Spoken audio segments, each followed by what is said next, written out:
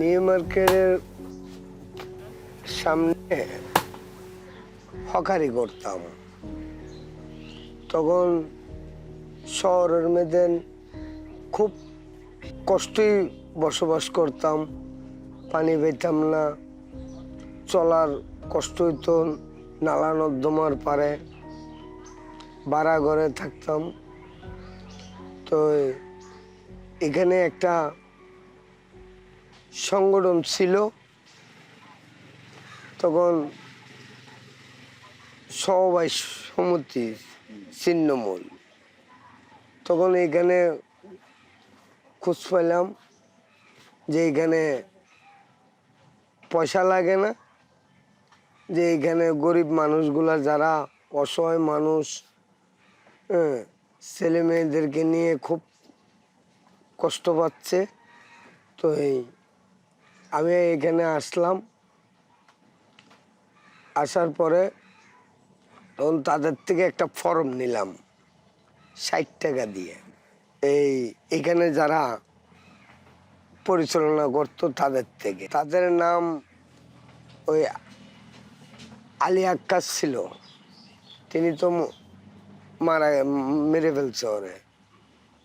তখন ওনার থেকে নেওয়ার পরে তখন আমরা এখানে বসবাস করতেছি। তখন বিভিন্ন অ্যাঙ্গেলে আমাদের থেকে উনি তো চলে গেছে, উনি চলে যাওয়ার পরে এখানে সব কিছু নিয়ন্ত্রণ বাইরে চলে গেছে।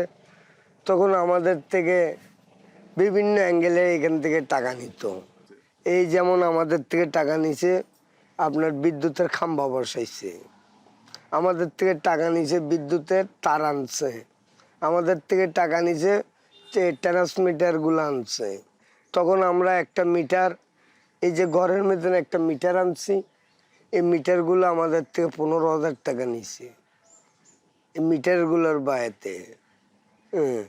তারপরে আমাদের মানে ওই এইটা করতে হবে, রাস্তা করতে হবে, মানে বিভিন্নভাবে আমাদের থেকে টাকা নিছে।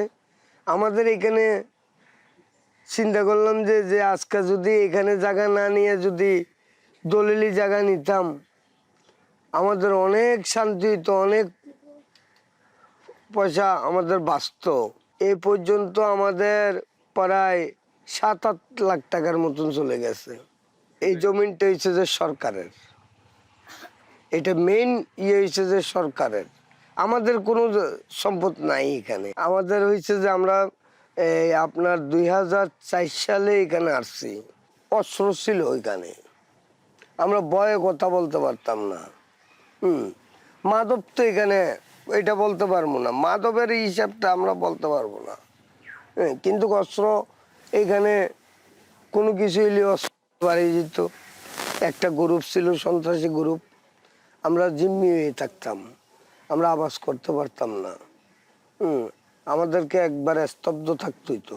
যদি আমরা কোনো কারো কাছে যদি বলতে যাইতাম বা কোনো কিছু বলতাম, তো রাত্রের বেলায় আমাদেরকে আক্রমণ করতো, আমাদের থেকে ঘর থেকে ধরে নিয়ে যেত।